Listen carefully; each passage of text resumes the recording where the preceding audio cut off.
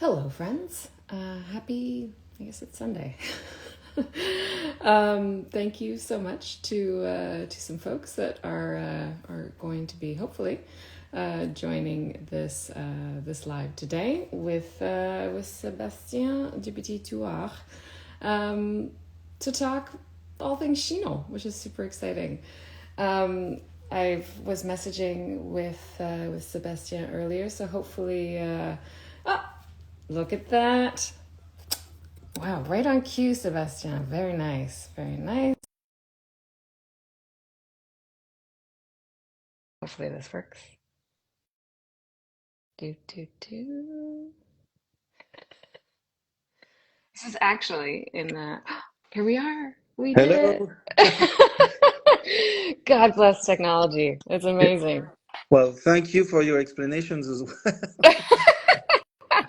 Right? It's like honestly, it was quite funny. I was reflecting on since I've had this Instagram, and I've never actually done like a live with someone else, which is really cool. So this is you're the first. Wow. Well, I'm honored. Chinon's honored, and I Oh, apologize for people who've tried to who thought I would connect with the Chinon AOC Instagram account. There seems to have been a little snafu, but I'm here. Yeah, I'm here on behalf of the of appellation, and it's course. all good. Of course. Yeah, no worries, no worries. Technology is particular. So, but how's your Sunday been? Um, it started off nicely and sunny, and now it's rainy again. Lots of rain. Well, I was actually that was one of the first things I wanted to ask you is how is the spring going? I know there was some flooding in parts of the Loire recently. What's the weather been like? Really rainy. Indeed, there was a flooding, and the water went up so high, it almost reached the cane in parts of Chinon. I mean, Wow, there was a borough of Chinon. They had to temporarily evacuate just for safety. No, no, no, really? no harm done. No injuries or no death. But it was quite impressive. The river went up to 5 meter 40, something like that. At some point, they were worried that it might go up to 6 meter 50, which would have Wow. overflowed on the quay, and yes. The good thing is, as Jean-Martin Dutour, the president of Chinon, was explaining Mhm. to the media who were interested to know about the vines, because some of the vines, Sure. as you know, in Panzou or Cravant, the Yeah. vines or Véron, the vines that are closer to Vienne and Loire, some of them were flooded. But the good thing is, there's good drainage in our soils, so, and it didn't last. It didn't stay stagnant for days Yeah. on end. So it went up really high and then it went down. But it's still raining so much that Wow. we can't do any. It's very hard to do any soil work. Hmm. And so so it's we are like we are preoccupied. We're not worried, but we're gonna have to be very attentive Sure. and on the ball with the what's gonna Of happen. course. Of course. It seems, well, it's funny. Some people don't really realize, but traditionally, or at least maybe in the past, it was very common for the Vienne to flood or like for the water levels to rise, particularly, I think, more in the wintertime, was it not? Like that was kind of typically when the Vienne would typically flood and some of those areas closer to the river would, Well, it certainly happened in the yes. past. There were floodings in the 19th century, and then in the 80s and 90s, that were quite impressive as well. But yeah, maybe earlier in the season. Um, Not I can't say for not sure because April. I was not always present when these happened. But my father once wrote me a letter when I was on a school trip to tell me that the river had reached the gate of the house Wow. on the road. They had overflowed the road in Unbelievable. Saint-Germain-sur-Vienne, but before it reaches the house, as you know, it will take a long time and a lot of water. But yes, no, this is late in the season. This is a lot, and it doesn't stop. Yeah. So. Yes. Well, as you pointed out, it is early in terms of the spring season. This is it's frustrating in terms of the work that you need to do, but it's not, it almost is better to have this rain now, as opposed to, July or August or something like that. So hopefully things improve and get a little bit drier going forward. But wow, Yes, that's pretty incredible. we sure hope so. We would be grateful to not have a repeat of last year. That's for sure. Although, I I'm saying this, but we're very pleased with the vintage. Last year was we had to put up a hell of a fight with mildew and oidium, but the wine tastes great. This is not necessarily the most full-bodied, hmm um, impressive vintage in terms of ripeness or tannic hmm structure, but the Cabernet Franc tastes really fresh and lovely, and it's going to be like one of those nice Ligérien vintage you Yeah, can drink early and enjoy a lot. And the Chenin Blanc, you have some great Chenin Blanc coming soon. So it was amazing. a hell of a fight, but it turned out well. Yeah, for any of you that are just joining, I am with Sébastien Petit-Touard, who is the vice president of the syndicat in Chinon, and we're just having a little chat with regards to Chinon and also the upcoming events later this month. So, if any of you, there is a little question sticker down at the bottom of your screen. So if anybody has a question, you can throw something in there. But yes, I was going to ask about the vintage.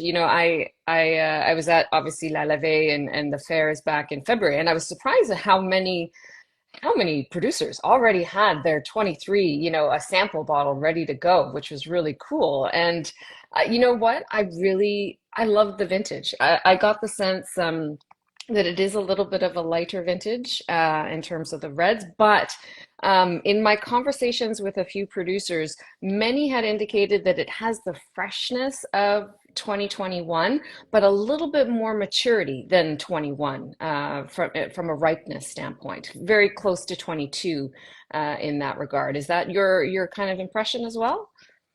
I think it's quite accurate because first, what was surprising is to see that everything went super Hmm smoothly. The fermentations, they finished, you know, everything went well, finished fast. The drinkability of the vintage is really impressive. And yes, there's a feeling of a little more ripeness than hmm 21 with the same sort of freshness. Um, I mean, 21, people have said a lot of things about 21 which are not necessarily accurate. I A agree. lot of people manage to get, some nice 21. The problem with Cafran is always the same. You want to wait for the ripeness, hmm and you don't always get the same ripeness depending where you're located because you don't always decide. Sometimes nature imposes when you pick the grapes, Sure. and here in 23, the same thing happened. But the surprise, sometimes we were wondering, oh, are we going to get the perfect phenolic ripeness, or are we going to have to settle for the technical ripeness? But then we had a bit, we had both, maybe not the total optimum phenolic ripeness hmm that you could get in 20, 22, 18, but we still had yeah, ripeness, and tannins that hmm with the right maceration and extraction, you could get something really smooth Sure. and not underripe. So yeah, I guess yes, putting it somewhere between 21 and 22 is not a bad way of presenting the vintage. Yeah.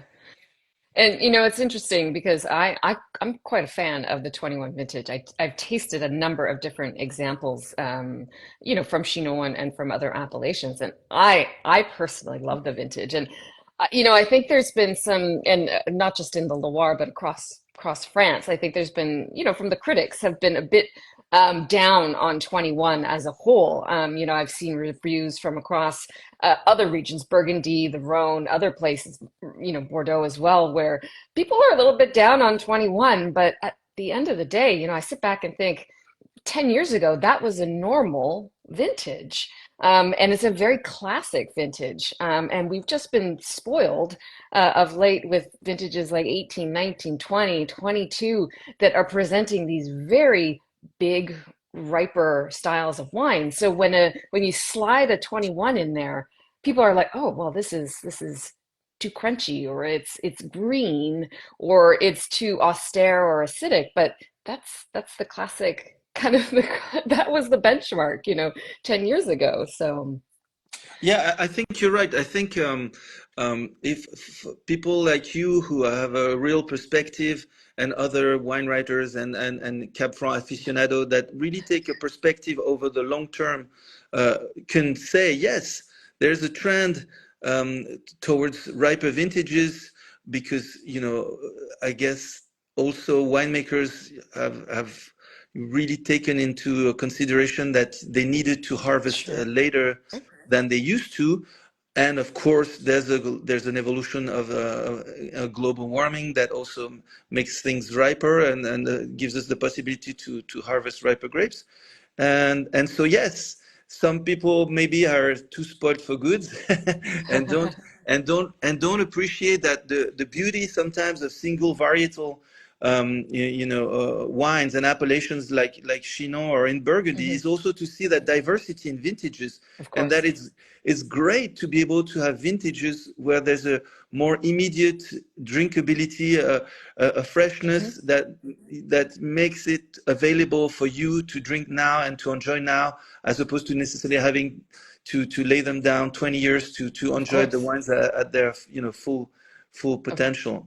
course, of course. Yeah, and I've had the pleasure of enjoying, some older examples of Chinon from cooler years, and I think the wines are superb. They do age really well, but they have that great drinkability as well in the short term as well, which is really fantastic. So I know that the big event, the kind of one of the big events of the year, is coming up in Chinon, the Vignerons dans la Ville. So tell me a little bit about this celebration. Well, it's a celebration that we absolutely love. We the winemakers, because it's a great opportunity to present the wines of Chinon, all the different sectors, the different terroirs, the different styles of vinification are presented in the city. So this year it's going to be on the Promenade du Docteur Martret, which is a Hmm. lovely promenade by the river with like beautiful trees.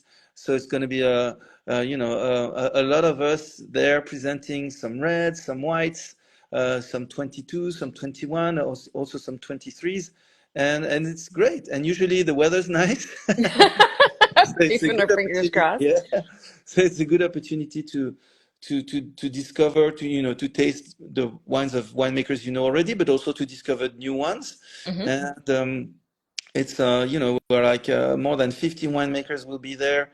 It's great fun. It's great fun, and we love to do it because then we can also, you know, we sometimes get the time to also talk amongst Of us, or sometimes we'll course. wait, and after the fair we can celebrate and share some feelings and some So it's great. I love it. I love it. I love that moment. Super. It's a happy moment. And it's always the sort of the first official release of the new vintage, correct? It's kind of the unofficial welcoming of the new vintage, I believe, correct? Yeah, absolutely. I mean, people have presented some of their wines at the professional wine Hmm. fairs, but it's not like the whole town, the whole appellation joining together like the Vigneron dans la Ville is, where it's really like, hey, this is us. Come and meet us, I love and it. come and have fun with us tasting the new wines. That's fantastic. That's fantastic. And I was reading actually a little bit of sort of the report in terms of the 2023 vintage, and I was surprised to see that rosé is now around 9% of the production of the AOC. Well, I mean. Cabernet Franc, I know you're a fan of the Cab Franc Rosé, I am. and and it seems that you're not the only one. It's amazing. There's no, but it's the Cab Franc also lends itself to make some nice rosé. Whether you do a free run rosé or a pressed rosé, Hmm. you can have a free run rosé will have this nice gourmandise, the roundness of the fruit. A pressed rosé can have a nice structure, and if you have ripe Cab Franc, it makes for great rosé for meals, for food, Terrific. and, Yeah. and so there's a demand for it, and so we also have to take into consideration that demand, and so that's why people, if people drink it, we'll make it. Oh, it's fantastic. I was very I think when I launched this account and I started to pay a little bit closer attention to the different appellations and what, kind of the trends and things like this, I think rosé maybe accounted for 4 or 5% of the Chinon output, and here we are, a few years later, and then we're now almost at 10%, which, as someone that loves Cabernet Franc rosé, that makes me very happy to hear. So it's very cool that the vignerons are responding to the trend and that people are very excited about Cabernet Franc rosé from Chinon. And I actually believe, if I'm not mistaken, that as a varietal dry rosé. I think the Chinon appellation is the largest in terms of Cabernet Franc rosé in the Loire compared to, say, I think Bourgogne rosé is very small. Saumur-Rosé is also not a huge component as well. So I think Chinon is one of the larger appellations for sure.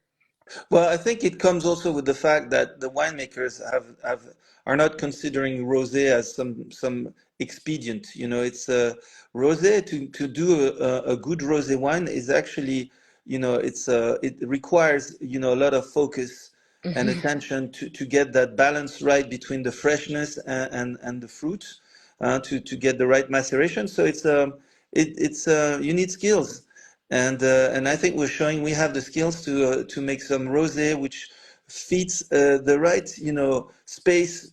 And we don't need to make like bandoles. We'll never be able to, and we will never want to make a bandol style rosé.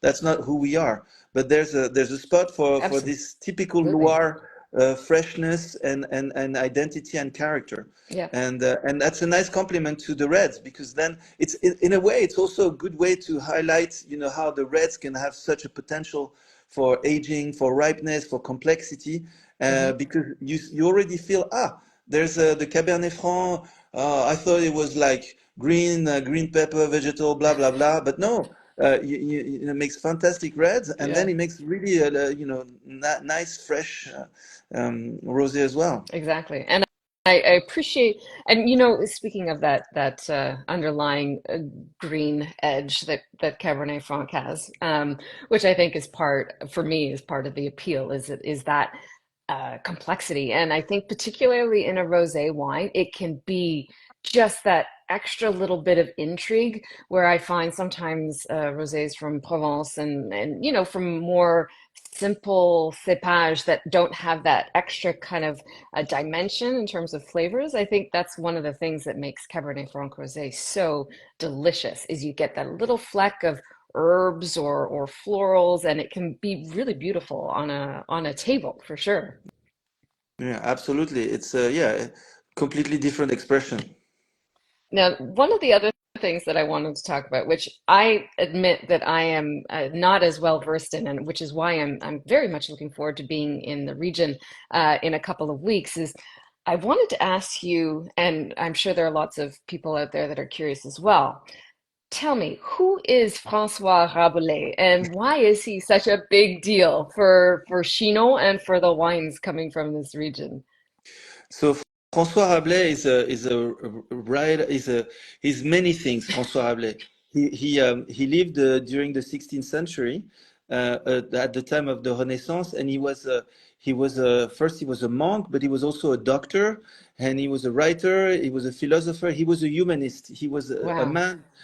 a man who wrote adventures. The adventures of giants, and through the adventures of those giants, he was able to talk about human nature, about the rapport with war, about the rapport with Hmm. bigotry, freedom of expression, freedom of cult, women, adventure, and, looking for, the philosophical stone. Many subjects he broached on. He exposed himself because his sense of humor, his sense of provocation, his love of wine, and sometimes of a little how could I put this? How he would tease some of the bigots and the some of the theology doctors and faith doctors of the faith got him into trouble. He had to sometimes escape and get into hiding. But he had some powerful patrons, and even the King of France, François Ier, authorized him to continue writing the adventures of his amazing characters because they knew he was not it was not ill-meaning, and he was not a heretic, but he had a freedom of tone. He had a personality that was sometimes scratching people the wrong way because he was putting the finger on their bigotry and narrow views. Wow. And because he And was born in Seuilly, mm-hmm. and because he lived in Chinon and his father had responsibilities in Chinon, he became a real father figure to Chinon because he's always celebrated the wines from Chinon. Mm-hmm. And we recognize ourselves in this appetite for life, in this generosity, this curiosity, and open-mindedness and openness. I love that. I love that. That's amazing. So, how would you then define this and my French is going to be terrible, Rabelaisian spirit then? Like, what does that mean for those that aren't familiar with that expression? Well, I think my colleagues and I would agree that we envision this as welcoming, open, sharing, being happy, sharing food, sharing wine, and sharing an open view on the world, and something that is not closed by, petty views, bigot views. So really, the idea of welcoming, but also asserting our identity. Chinon may be small, but we make great wines, and we are traveling everywhere in the world, and because we are not afraid of the others, and that's what he was about, openness, traveling, discovery, and gourmandise, but not debauchery. So not excess. He wasn't in favor of I excess think per se. he must have tolerated excess, but he was not seeking. He was not necessarily seeking it. I think the pleasure of the good company and the good wines and exchanging ideas and sharing ideas and welcoming people I doesn't love that. necessarily lead to the road of excess. True, very true. But that's an interesting philosophy, and I think it's a wonderful thing to keep in mind when you think about the wines of Chinon, in that so much of the region's history is rooted in this connection with François Rabelais, and the world needs a little bit more of that energy, I think, in terms of that welcoming spirit, that hospitality that wine is so intricately connected with. That I think part of the reason why we all love wine as much as we do is the opportunity to share it and open bottles and conversation. And I love that there is an individual that you know lived in Chinon and is from Chinon, hundreds and hundreds of years ago, that it really embodied that spirit of hospitality and welcoming long before, and at a time when that was not really what was normal. When there was different segregations of society, noble people and not so noble people, and it was a difficult time. So he was certainly progressive in that way, I think. Yes, because he didn't want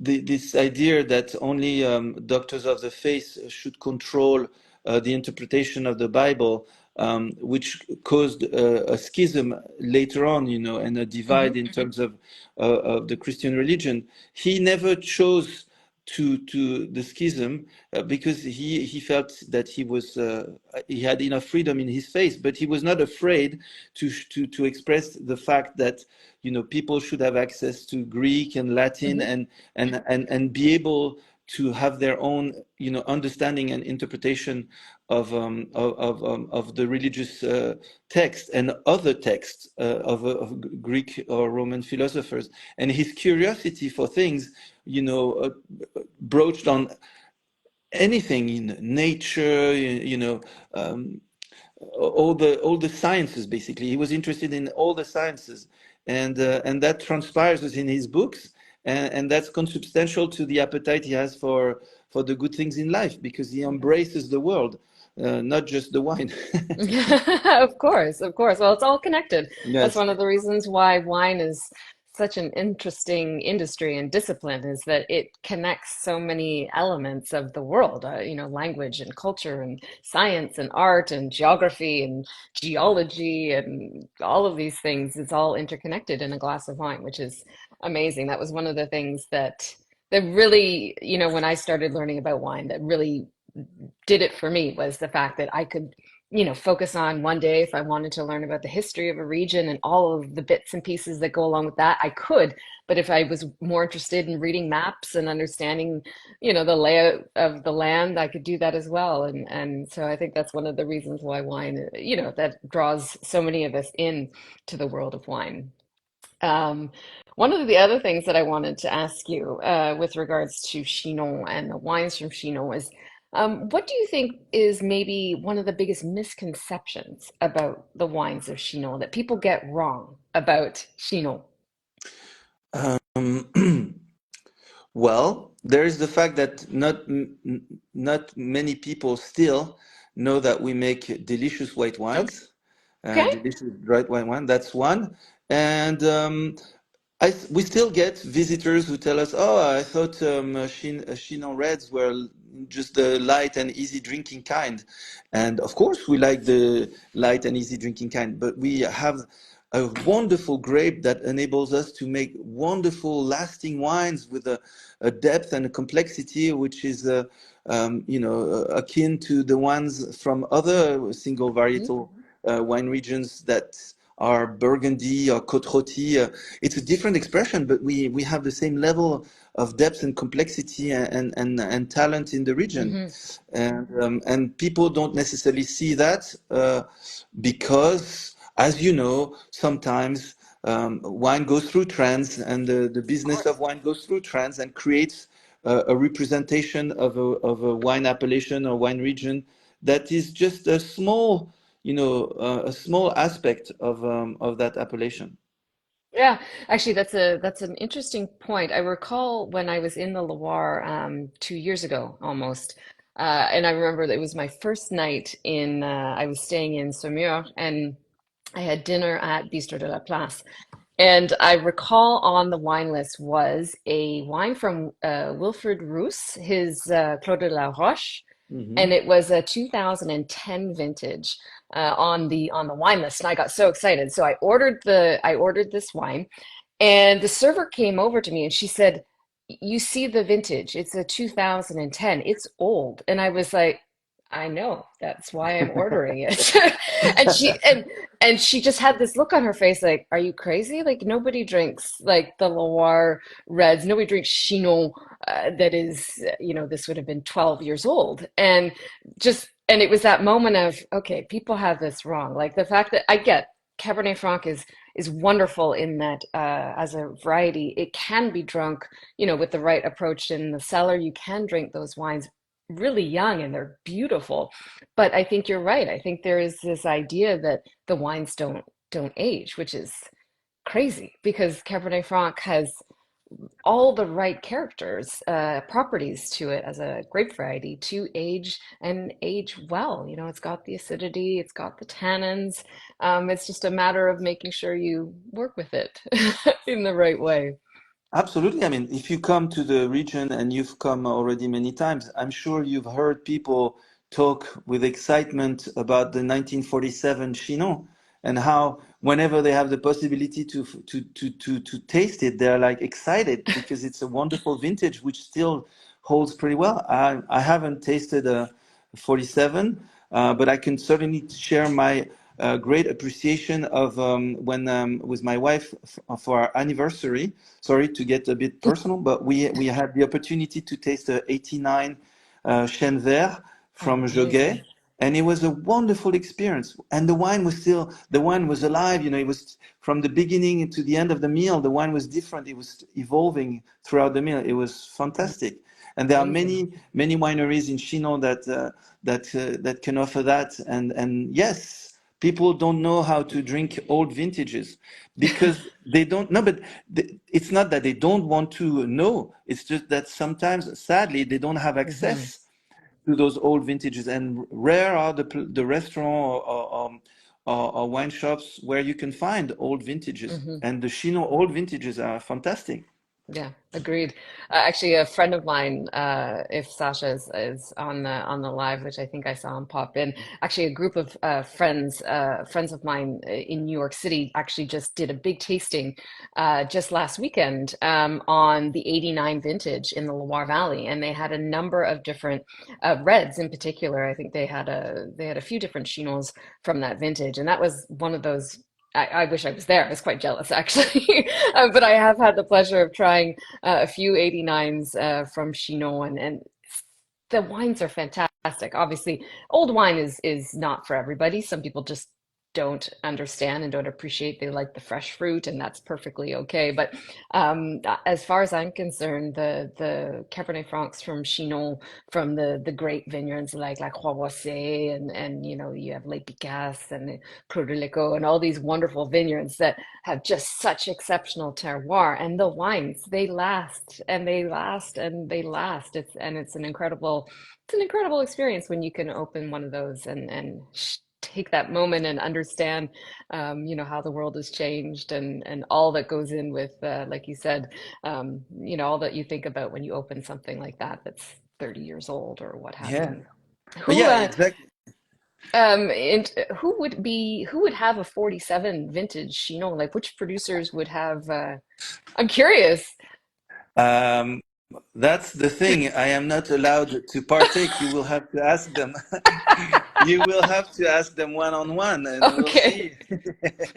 Well, then I will make it my mission. It's now Yes, it's now it's now in writing. It's now been said. I'm going to make it my mission to, but to kind of inquire to see who might have a 47 in their cellar. and no, but that's coming back to what we were saying about the one of the true essence of Chinon is that if you come to us and because we know your love of all things Cabernet Franc and Chinon, the winemakers will be delighted to share those old vintages with you because they know that you will appreciate them. That it's not just going to be like to Yeah, say, oh, it's not like you're not what we call in French a buveur d'étiquette, etiquette drinker, label drinker. of So course. that's the thing that they're happy to share, and even we do this and we enjoy this amongst ourselves. One of my friend, one of my colleagues was telling me how he had recently been able to drink some old vintages of Picasso, Hmm. and he was very happy to have that moment with the winemaker who had made those wines, because, as you say, it's a trip down memory lane. It's a trip to discover the evolution, the how the Cabernet Franc evolves over time, and it still is alive and well and kicking. Hmm. Absolutely. And on the point of visitors, in terms of the Chino appellation, is it very well set up for wine tourism for people to, just casually be able to visit the region and taste the wines and learn? Is it well set up that way? More and more so. Good. A lot of us organize tastings and tours of the vines and cellars, and the tourism office knows all of our availabilities. There are also guides that detail all those availabilities, the websites of the winemaker themselves. So Chinon has definitely stepped up in terms of offering the possibility for visitors to discover the different vineyards and also to taste the wines in situ. That's good. That's good. It's the Loire has an opportunity being so close to Paris and having all of these grand chateaus on your doorstep where you have people coming to the region all the time to see the chateau, to experience the culture, that it would be a shame to not try and capitalize on that opportunity with all those people that come for the chateau and for other things. And in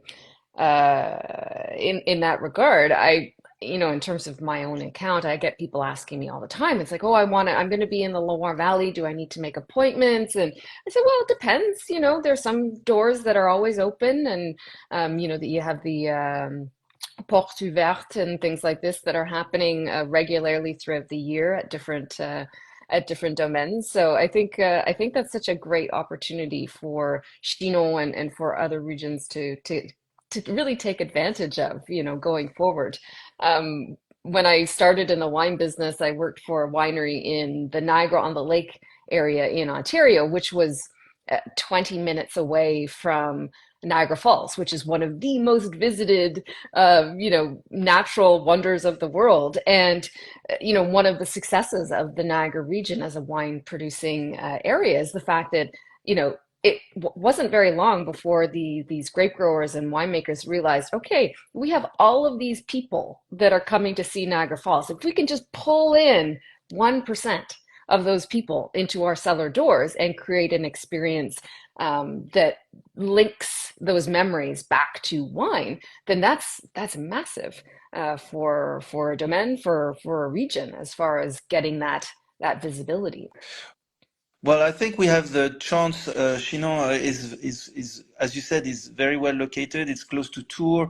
It's not far from Nantes. Or Angers. So you can travel by train. You can travel by plane. You can travel by car easily down from Paris. We're not far from the chateaus, as you said. We have our own chateau where Joan of Arc came to fetch the king and ask I for an know. army. That's pretty big deal. And then we have the wineries, and we have the lots of lovely B&Bs and gîtes, and now we have more and more excellent restaurants in Chinon itself that can cater for every taste.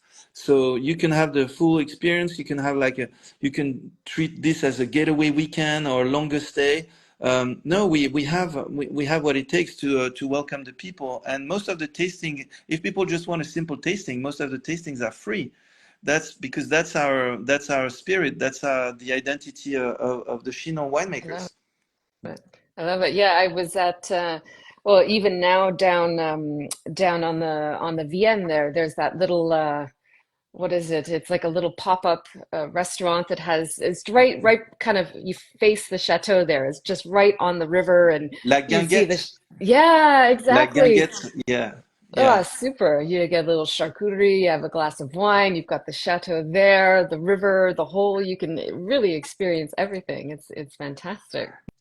No, it's great, and it's the same with if you come to the Vignerons dans la Ville, the people have they buy their glass, they just buy a glass, and then they can taste all the different winemakers. They can also visit the Cave Pact, which Hmm. is which is one of the places that Rabelais frequented, and where people and where we still gather winemakers to celebrate all good things in life. But Amazing. and it's an amazing place underneath the castle of Chinon. Amazing cellars, and people will get a tour where they get a presentation on the wines from Chinon, the different sectors, the different terroirs, and that's free if you come to buy Amazing. your glass and taste the. So you have a whole day visiting and tasting. Oh It's my fab. gosh, that's super. See, that's one thing that I'm looking forward to on this next trip, is to try and get a better sense of, I'm so focused on tasting the wines when I'm in Chinon, that I never take the time to, I've never visited the fortress, which is it's a crime that I have not actually set foot in the Chinon fortress yet. But these are the things that I think the region has so much to offer, because just in this tiny little area, there is just a wealth of history and interesting history. It was one of the most important centers for royalty, for politics, back during the Middle Ages and the Renaissance period. And so there is just so much there for families to discover if you're into history, or if you're into just wine in general. It's much more than wine, basically. Yes, yes, we have that chance. Absolutely. No, that's fantastic. In terms of, I don't want to, we've been chatting for a good 45 minutes. I don't want to keep you. I know it's a Sunday It's evening. it's Um, okay. I've locked up the children. Um, so in terms of just as a more broad question, what do you see as, or what does the region see as the future? Like, what is the next? Was actually a question from one of my followers. I asked people to submit questions. So one of the people responded and said, "Well, what does the next 10 years look like for Chinon? What are some of the things that the vignerons are thinking about, that either challenges or opportunities that the region sees?" Well, I can certainly say that it's something we think about Hmm. collectively. It's a it's first it's one of the things we like to address as a collective in terms of what could the future hold for us in terms of climate, in terms of identity.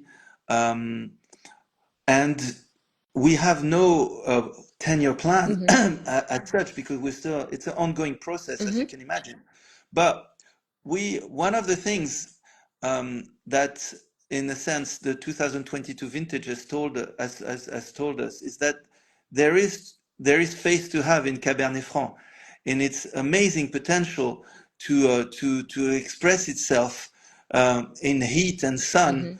Hmm. And if we do the work in terms of draining the water, keeping the water, and not stressing the soil, and respecting the soil, and making good use of the natural resources of our appellation, we can see beautiful vintages ahead. But it doesn't mean, when I say this, it doesn't mean we're naive, and that we're not concerned about some of the evolution. Hmm. But we haven't, as yet, have a 10-year plan with like a written down plan. But we're talking about this, Hmm. and we are thinking about, we're talking about all the things that other winemakers talk. We're talking about grape varietals. We're talking about the style of the wines.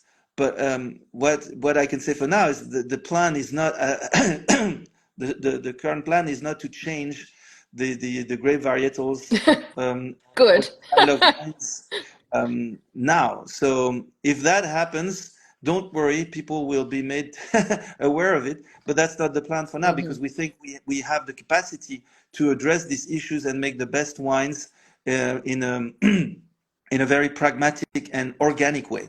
Hmm. Well, I think, I've said this before, but I think, as far as climate change is concerned, and obviously, we can't deny that it is happening, but I think if there's any variety and region that is going to benefit from all of this, is certainly Cabernet Franc. And, Chinon is a perfect example of a region that, you know, you can see the positive reactions to people for these warmer vintages and the wines that are coming from these warmer vintages. And this is all very encouraging news. Not that we want to, we just want to kind of put the brakes on the the climate change a little bit, but by the same token, there is a lot that the region of Chinon can benefit from these changes, and the fact that Cabernet Franc seems to be responding really, really well as a variety in these changing climates, for sure. Yes, that's how we want to approach it. We want to see the opportunities, but we are not. We know that it's important to address the changes and the difficulties, and especially the violence of the episodes. This is what is even more striking, in a sense. It's the violence of the windstorms, of the Hmm. hailstorms, the frost. Everything becomes more intense, Hmm. and with more, and more impactful. So yes, we that's how we have to be more, even more, dedicated and precise, and that's where the collective is so important, because it's also through the exchanges with our different colleagues in the different sectors that we can also implement some solutions that are not necessarily technological solutions, but also organic solutions to help the vines. And certainly, and actually, that's an interesting point too. Is that you're fortunate in that across the Chinon appellation, you do have such a wonderful diversity of terroirs, of soils across the appellation, and all of these different terroirs respond a little bit differently to the warmer or drier vintages. So for vignerons to be able to have that dialogue to understand how better to work with the fruit in warmer vintages from one terroir versus terroir. And I think that's going to be very interesting going forward is we will see perhaps a bit more diversity of the wines with regards to, and that dialogue of, well, this particular terroir is really interesting, particularly in warmer years or wetter years or drier years. And people will, I think that's going to be really exciting going forward, is people starting to make those connections in regards to, well, Vigneron X is in Savigny-en-Veyron and their terroirs are this and that, and maybe that particular sector performed well in a given vintage or things like this.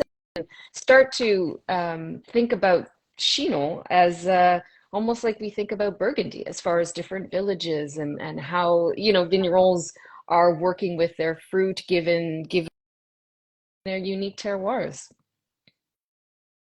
Oh, Sorry, there were moments where you were freezing a bit, but oh, there will be maybe it will not be as if I understood the point you were making. Maybe it will not be as specific and distinct as in the climates of Burgundy and the different villages of Burgundy. But yes, I think there will be a lot more, definition and precision in terms of the identity of the wine based on the potential, considering the various climatic,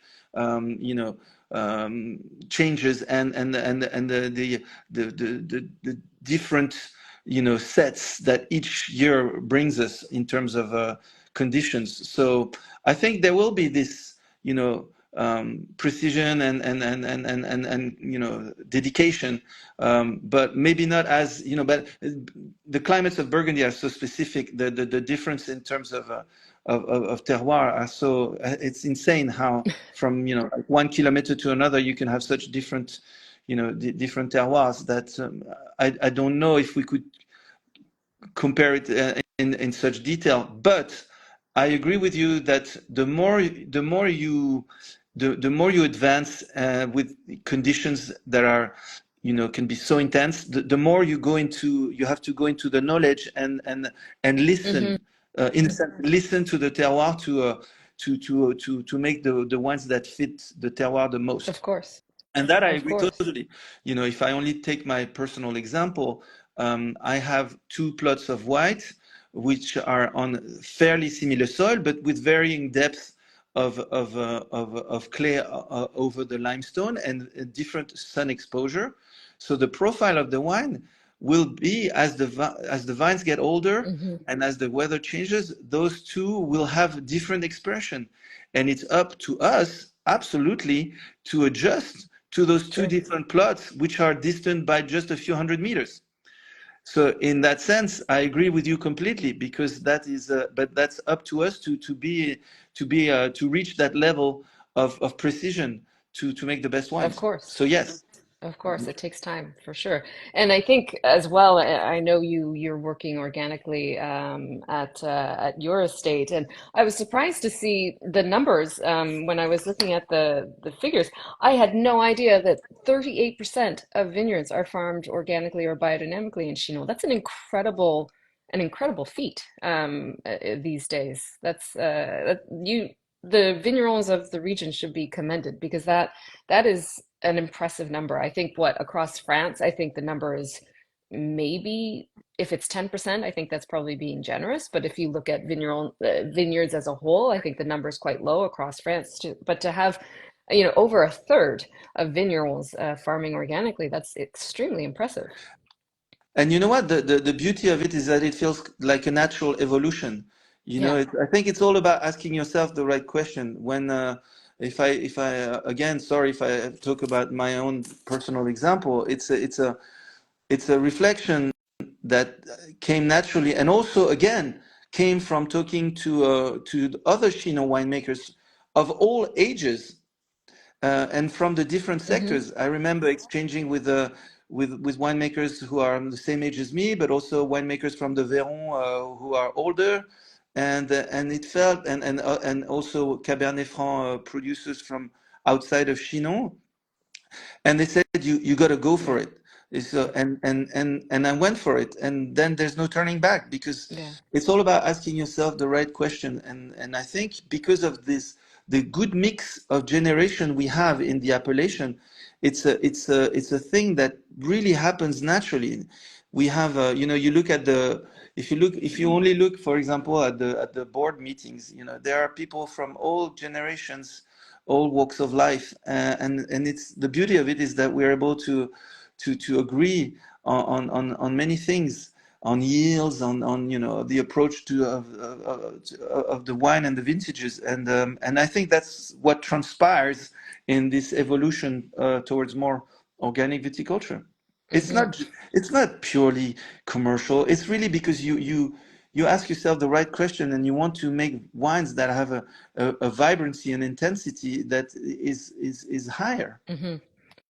Well, I think that's, to kind of hit on all the points that we've been talking about. I think there's a really exciting opportunity on the horizon for the Chinon region. You look at all of these factors, the fact that the cost of entry, for example, for a new vigneron to perhaps buy some land or rent parcels or to start to establish a winery in Chinon, it's not as expensive to do those sorts of things as compared to some other regions. You have climate change on your side there, and then you have the collaboration, as you said, of the vignerons, and the fact that it's very normal for you all to talk, and it feels good to have that dialogue between different vignerons, and what are you doing over here, and how can we get better here. And I love that spirit, that energy, and the fact that it is such a collaborative region in that regard.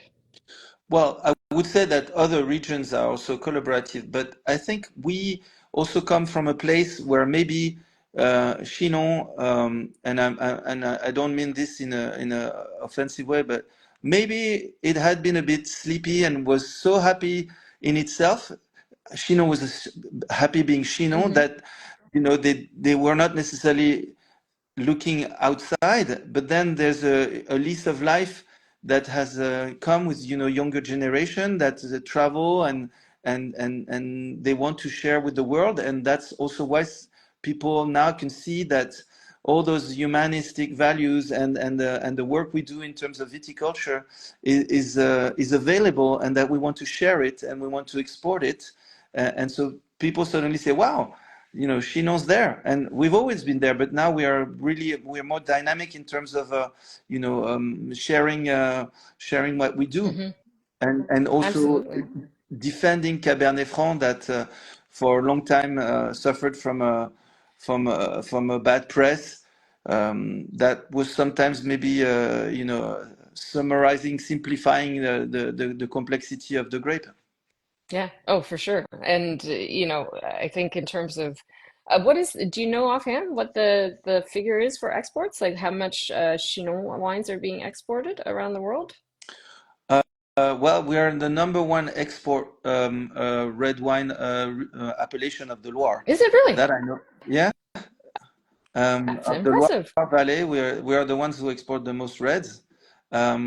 And in terms of what it represents for the Chinon winemakers, I'm not so sure, but it's more and more. That's That's definitely that's amazing. Yeah. That's and coming back to the conversation with regards to tourism, all of that stuff links together. If a visitor from the United States is coming to the Loire Valley and spend some time in Chinon, they're gonna learn that Cabernet Franc is the grape, is the red grape, Chenin is the white grape, and then when they go home and they go to their local shop or the grocery store and they see Chinon, they're gonna understand what that means, and that's gonna make that connection for them, so that Chinon on the shelf is no more than just a bottle of wine. That's a memory, that's a vacation, that's laughter and whatever else that trip was for them. So I think the this is all of these things make me so excited, because I just think I certainly do what I can to help promote and to speak about the appellation, but all of these things that the region is doing, between the vignerons and the tourism and all of these bits, all work together and just help to kind of bring the profile of the region up. So it's very exciting. Well, we appreciate what you do, and it's great because I recently met Steve Nash, who also is organizing a little festival around Cap Franc, and it's great Yes. because that's it's amazing to see the dedication you guys have, and because you understand also that when you come and you see the hills of Ligré, the plateau of Saint-Germain, the Puy in the Véron, La Croix-Boissée in Cravant, Pointe-Vinière in Panzou, all those different sites. It's a different history, it's different winemakers, it's different expression, and that's really like the essence of what viticulture is about, is discovering the places and tasting the wine in connection with the places, and that's Absolutely. and that's what makes it special. As you said, then you come back to your country and you taste the wine, and you're like, I remember that walk through the vines on that Yeah. plateau or that hill. Yeah, And the wine exactly. tastes different, and you forget about the smog. Exactly. And we have the opportunity that, the wines from Chinon are still pretty affordable these days. So it's so accessible in the grand scheme of things. You can get a great bottle of Chinon for, 20 US dollars. These aren't expensive wines, even cheaper than that, I'm sure. But even the top examples of from across the region are very accessibly priced. So I think for the one thing that, of course, I'm sure you guys are not immune to in terms of the conversation that is happening around the world right now is that people are drinking less wine, and that people are concerned that the younger generation are not quite as interested in wine. And I think regions like Chinon that have a great offering of red, obviously rosé as well as whites, that are reasonably priced, is a perfect window for this younger consumer to enter into, the wine world. Is great examples of wine from that aren't crazy expensive. You don't have to drop $50 or $100 or more on a great bottle of wine, and you guys have that opportunity, in front of you, that the wines are still really, really fairly priced. So I think that's another positive going forward with regards to where we're at in the wine world. Well, I think it's you brushed on it. It's all about education.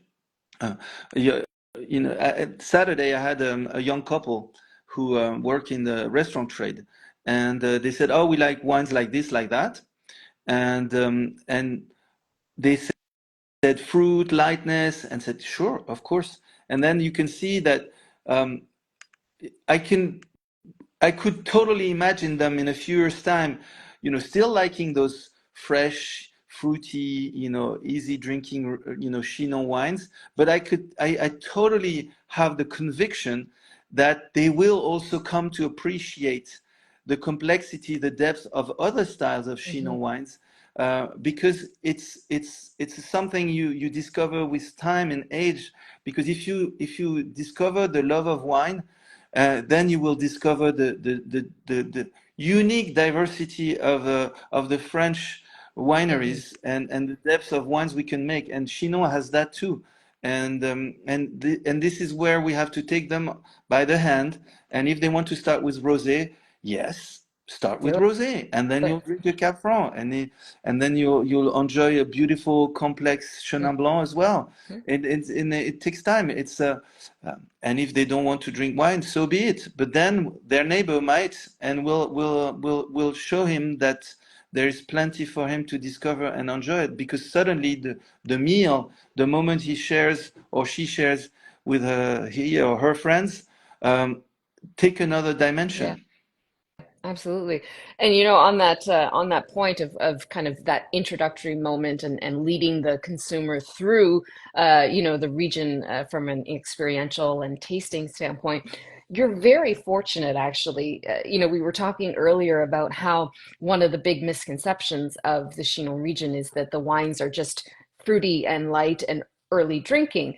But you can actually use that to your advantage to a certain degree, is because the wines that are in that fruitier, more early drinking style, you're making those wines to the same level in terms of attention to detail and quality. And I think that says a lot about a region, is if you can really nail that entry level style, that early drinking style, in a way that pulls people in, that's huge, because there are many regions that, make wine at the top, but they kind of forget about the wines at the bottom. Not the same level of detail and care go into those cheaper wines. But the fact that the Chinon region has been kind of built on making sure that those wines at those, kind of entry level price points are really well made, that's huge, because it's only going to get better into those wines that are the more structured, age-worthy examples. So that is a massive win as far as a consumer who is perhaps being introduced to the region for the first time, is that $20 or $15 bottle of Chinon is actually really, really well made, and a lot of care and attention went into that. And it's not just an afterthought, where oftentimes those entry level, you think of a cont'd or other inexpensive bottles. Oftentimes those are kind of, they're made in a bit more of a, we'll say, a commercial kind of way. But you guys are small enough that you have to put that love and attention into those bottles as I well. mean, absolutely. I never, I never, when I say the lightness, the fruitiness, it's not dismissive at all, because we, as you said, we put that dedication because we want to drink good wines and affordable wines. And there's a time for different styles of wine with different types of food. Hmm. But first and foremost, Chinon has to be seductive, approachable, has to have a charming fruit, a freshness that thirst you quench your thirst. Sorry, and yes, that's how we. That's the basics. That's what we want. That's the Yeah. definition of what we want to achieve. Absolutely. I love it. I love it. Well, we've been chatting for an hour. Is there anything that perhaps I haven't touched on, or that you maybe wanted to share with folks out there with regards to Chinon before we close off? Well, apart from the fact that they need to drink more Chinon, and that Chinon is available everywhere, and that if it's not, they can ask us and we'll make it available for them. No, I want to say that we love welcoming people. We want them to come so that we can share our beautiful countryside and wines with them, and that coming to the Vignerons dans la Ville is a great opportunity to do that. It's on the Love it. 20th of April. It's a whole day. It starts at 10, and it's a unique opportunity to discover Chinon and the winemakers of Chinon. Amazing. Amazing. And Well, I'm looking forward for you to experience that I uh, know. I'm this very year. excited. I'm very excited. It's going to be, I'm very much looking forward to this kind of intensive trip coming up, and learning more about the region. And I will certainly continue to do my part to to talk about the region and the wines, the way I do. And I'm doing it because I absolutely adore the wines and adore the people. So it's not work for me. It's just what I do. So it's really amazing. Well, thank you, Sebastian, Well, thank you so much for your inviting me. time and for your insights. And I learned so much today. This is so cool, and I'm sure everyone else there probably learned tons as well. But yeah, thank you very much for taking time out of your Sunday, and My we will pleasure. see you in a couple of weeks. Yeah, wonderful. Thank you so much, Alison. Wonderful. Thank you. Have a great evening. You too. Bye. Take care. Bye Bye. bye.